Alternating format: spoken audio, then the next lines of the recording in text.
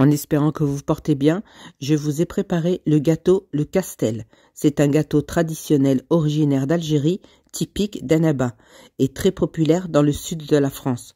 Le deuxième nom de ce gâteau, c'est le gâteau russe. J'ai ajouté le praliné cacahuète. Vous pouvez retrouver l'intégralité de cette recette, elle est en ligne.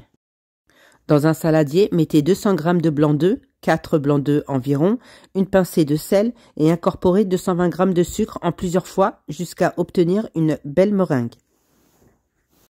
Et formez le fameux bec d'oiseau. Ajoutez 100 g de farine et mélangez à la spatule de bas en haut et délicatement pour ne pas faire redescendre la meringue. C'est un gâteau très facile et très rapide à réaliser. Ajoutez 250 g de cacahuètes torréfiées et moulues. Je les ai torréfiées à 180 degrés une dizaine de minutes. Voici la texture à obtenir.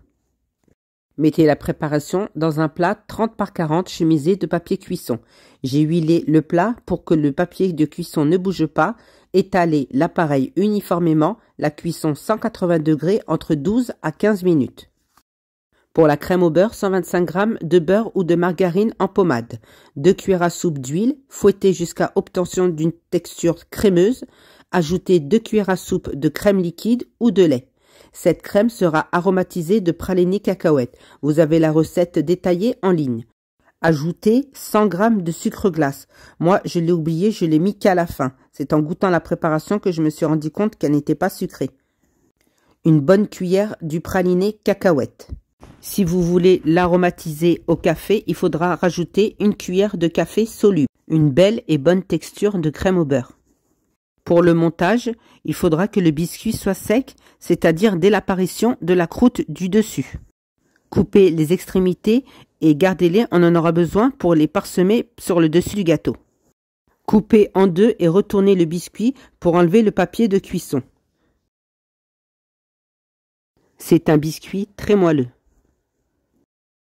Étalez de la crème au beurre sur la première partie du biscuit et faites de même avec le deuxième biscuit. Les chutes qu'on a enlevées, je les ai mixées et parsemées sur le dessus du gâteau. Il me restait du pralin et j'ai parsemé du pralin par-dessus. Et l'on obtient le gâteau russe appelé le Castel. C'est un gâteau qui est très facile à réaliser et rapide. Vous pouvez remplacer la cacahuète par des amandes ou des noisettes. Nous arrivons à la fin de la vidéo en espérant que ça vous a plu. N'oubliez pas de republier, partager, commentaire, les petits cœurs pour plus de recettes simples et faciles. Bye bye!